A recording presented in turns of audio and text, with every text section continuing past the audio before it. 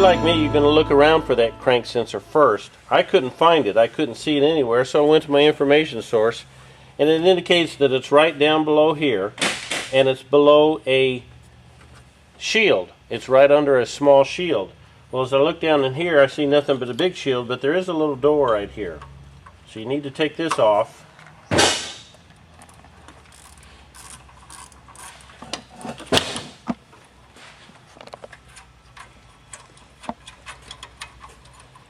You can just let that swing down, and it's got an opening right here. Now when you look down in there, you still can't see the crank sensor. There's this shield right here. There looks like there's another shield and something else back down in there. Well, the crank sensor really is down in there. Yeah. Now it's really hard to get the camera in there to see this, but there's a very small shield and one bolt held on with a tin nut. It's actually a stud with a nut on it. I'm going to take it out. Once we get it out, you'll see it and it'll make a whole lot more sense. But this is how you get access to it. So I'm going to take my flashlight out of there.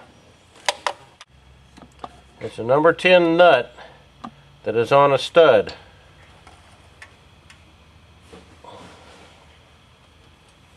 So when you pull that out of there, there's your number 10 nut.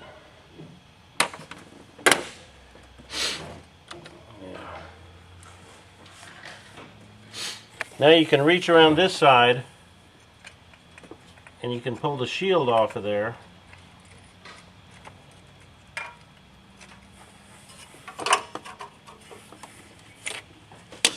And there's your shield.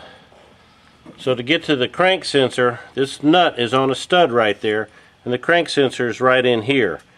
But you can't get to it or anything until you take this shield off.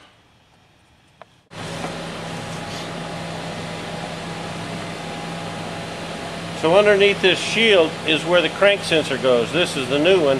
You can see it's got one hole. So it goes in here and it sets through that same stud. So once you take this nut off the stud, the shield will come out and your crank sensor is ready just to come out.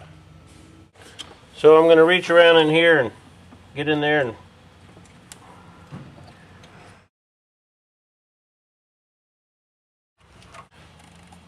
so the crank sensor is still plugged into the wire. It's almost impossible to unplug it when it's in that position, but when you get it over here, then you can pull the crank sensor out of the connector.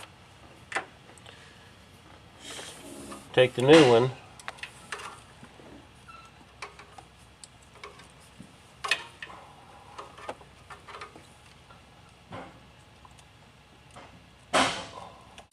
Once you get the new one plugged into the connector, then you can reach up in there and you just have to kind of go by feel. There's a hole for the crank sensor and a stud for the little opening to keep it in there. So you can see right there is the hole where the crank sensor goes, and you can see inside the teeth on the flywheel. So now I've got the crank sensor mounted in place. You can't hardly put it in wrong as long as you get the crank sensor in the hole and the mounting hole over that stud. Then we just need to put the shield and the nut back on it.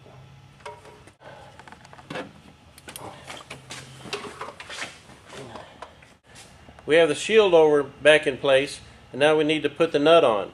Now when you put this in, it's actually going to go at an angle. Your nut could actually drop out of your socket. So some of them have magnets, or if you put just a little bit of grease in there, it'll keep that nut in your socket. So when you go in like this, you can get it on that stud.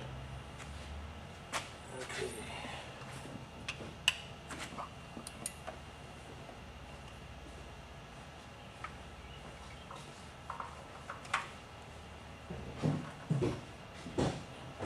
So we've got the nut on the stud. We just want to tighten it down.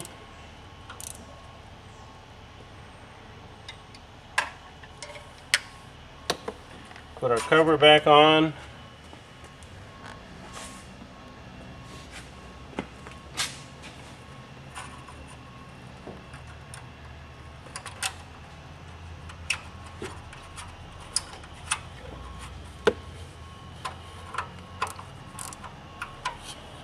And we're all set.